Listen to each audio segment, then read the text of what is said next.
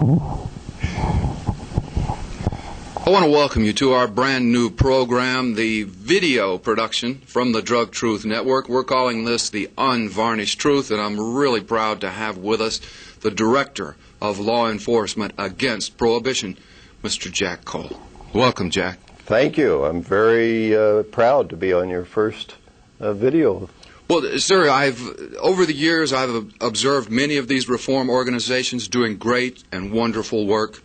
You guys came on the scene now just about 4 years ago. 5 of you started this up here on the North American continent, but you've now grown to more than 5,000 members of LEAP and friends of LEAP, and you've been all over the country, heck, all over the world, talking to legislators, to fraternal groups, to interested citizens. Tell us about LEAP, the progress being made. Sure, Dean. And one thing is, we're not just cops anymore. You know, when we started, it was 5 cops. Now we're police, judges, prosecutors, prison wardens, DEA and FBI agents. You name it, we've got it. But I think about the only organization that we don't have represented is the Secret Service, and one day I'm sure we'll get some of them. Yeah. The reason we started LEAP, we sat down, 5 of us together, and we said, what do we really want to do as law enforcement members? And when you boiled it down to the very essence, what we decided was we want to lower the incidence of 4 categories: death, disease, crime, and addiction. And sadly, as you well know, all 4 of those categories are made infinitely worse by the war on drugs itself. So obviously it wasn't the war on drugs we wanted. After much study and research, we decided what we do want is to end that war, to end drug prohibition entirely, end drug prohibition just like we ended alcohol prohibition in 1933. When we did that, overnight, we put Al Capone and all his smuggling buddies out of business. And we can do the same thing for the drug lords today. And of course, when you put them out of business, you remove all the violence and nearly all the crime. That's a result of drug prohibition, not of drug use, by the way. Well, with alcohol prohibition, Elliot Ness and all his minions couldn't bring it to an end, could not quash the trade, could not do anything. And we've run into much the same thing with these modern-day, drug warrior wannabes. They promise time after time to end this distribution channel, to make it where no child will ever again have drugs, but they have failed miserably, have they not? Yeah, it's interesting, too. They always promise that we will do this in 10 years or in 5 years, and of course by then they're out of office, so they don't have to worry about it anymore. No one to explain it. That's right. But the fact of the matter is, you're absolutely correct. Even when we arrested Al Capone and put him in prison, that didn't stop his smuggling group. He ran it out of prison. The only thing that put him out of business was ending drug prohibition. And the next day, he was out of a job. Well, sure. I talk about the fact that right now we're, in essence, helping to fund Osama bin Laden. All he has to do is grow some flowers on a hillside, turn them into gold, buy some weapons, and he continue his jihad against us. Well, I agree with almost all of that, except you say turn it into gold. The way the prohibition is done today, it has literally turned weeds into gold, but it's done more with the heroin. I mean, marijuana is worth more ounce for ounce than gold. Heroin is worth more ounce for ounce than uranium. Heroin is probably the most expensive commodity on the face of the earth, and it's just a weed. Right. It comes from the poppy, opium poppy. It'll grow literally anywhere in the world. It is a weed. You don't even have to tend it. It just pops up. Yeah. And look at its worth. I mean, it is prohibition itself. What happens when you create prohibition is, first thing, you create an underground market that's instantly filled with criminals.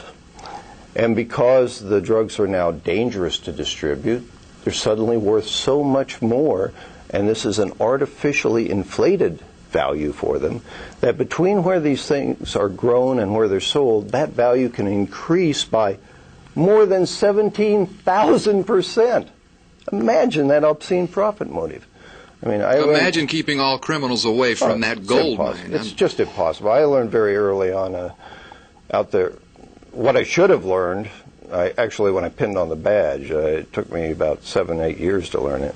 And that is that when a uniformed cop arrests someone for committing a rape or committing a robbery, the rapes and robberies go down for a little bit. But what happened when I arrested someone for selling drugs? Did the drug sales go down? Not a bit.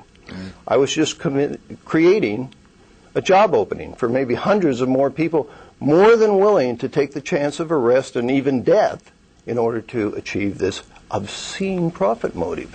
So all we're doing is stirring the pot, folks, and it costs us $69 billion every year to stir this pot. We've already spent over $1 trillion in 36 years on the war on drugs. Think of the lost opportunity cost there. All the potential poured down the drain. That's right.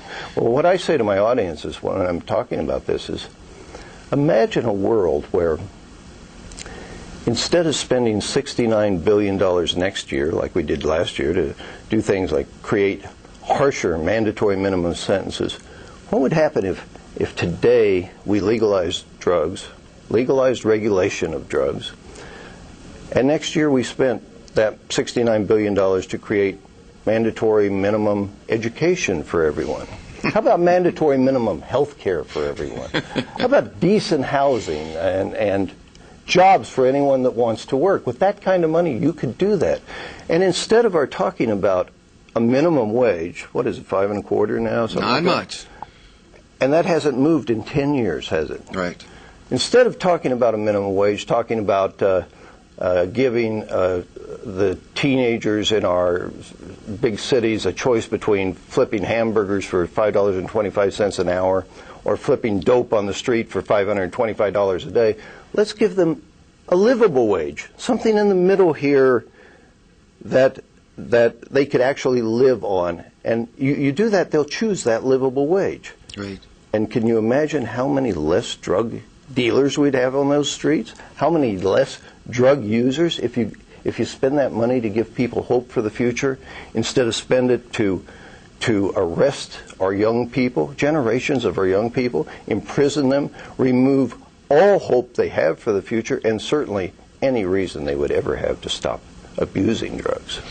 Well, Jack, earlier today I told you that I've been talking with many of the leaders within the black community around Houston, that I want to inform them. I feel that perhaps their leaders have not informed them of certain statistics of how it impacts their society. Tell me what you did told me during that earlier discussion.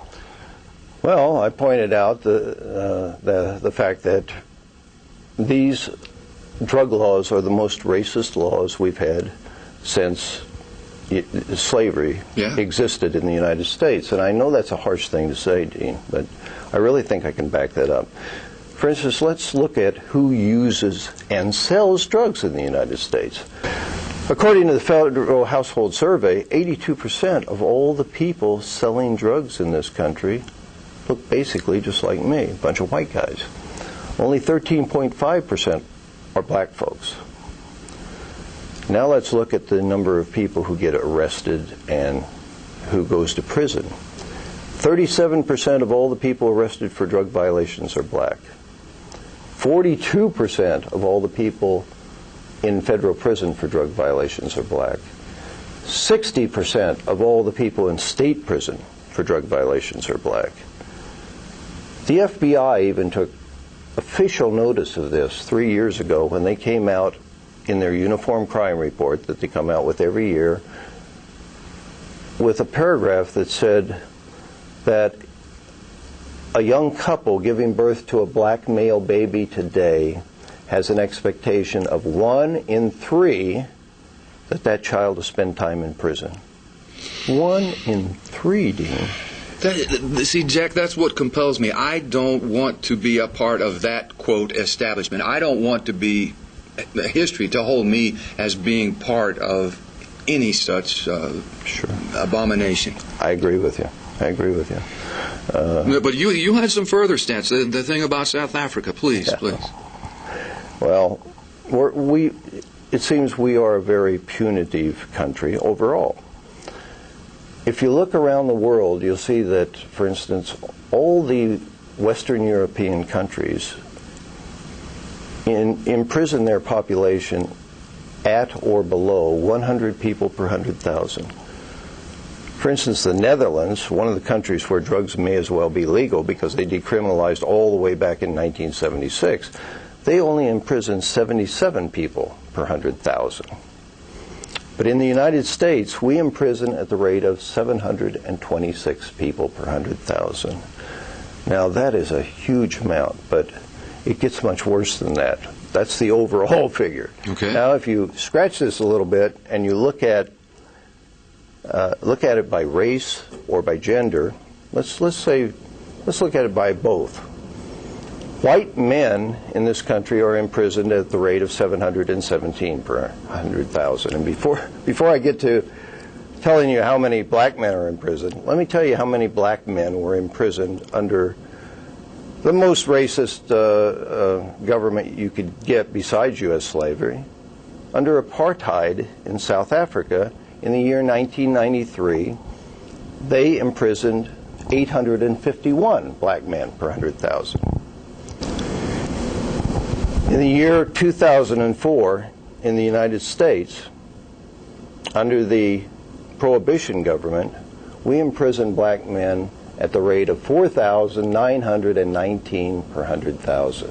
Holy cow. Now, how anybody could look at those figures and not see institutionalized racism in the drug laws of the United States, I don't know.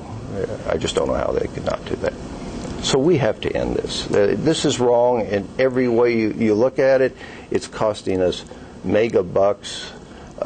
It is the most racist thing. It's destroying generations of our young people. And it's not just the people we arrest. How about their children?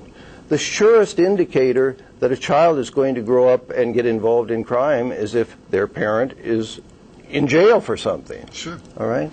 So we're affecting just generations. And it's got to end. It just has to end. Well, Jack, and before we go on, let me tell you the kicker to this. And the kicker is that after 36 years of fighting this war, today drugs are cheaper, drugs are more potent, and drugs are far easier for our children to get than they were in 1970 at the beginning of the war when I started buying them undercover on the streets. That's a failed public policy, any way you look at it. Any way you look at it. That's right. Jack, if folks were moved by what you brought forward here, if they would like to learn more about your organization, perhaps there's a cop, a district attorney, a guy who worked in the Justice Department somewhere, maybe a Secret Service guy, like you said, who would like to join forces and work towards ending this, what I call an abomination. Tell them where they could find out more about you on the web. Sure. On the website, they can find us at www.leap.cc. It's CC. And the LEAP stands for Law Enforcement Against Prohibition. Or they can call me, 781-393-6985. That's our office in Medford, Massachusetts. We're an international nonprofit education organization, but that's our office in Massachusetts. We have 128 speakers, all of us former drug warriors, and we will go any place that we're invited to speak about this. And this certainly, as you know, Dean, is not a soundbite issue. You need a lot of time for this, and we're willing to give them the time. Just invite us. Very good. Mr. Jack Cole, Director of Law Enforcement Against Prohibition, thank you for joining us on The Unvarnished Truth. Thanks for everything you do for our organization. Thank you, sir. All right.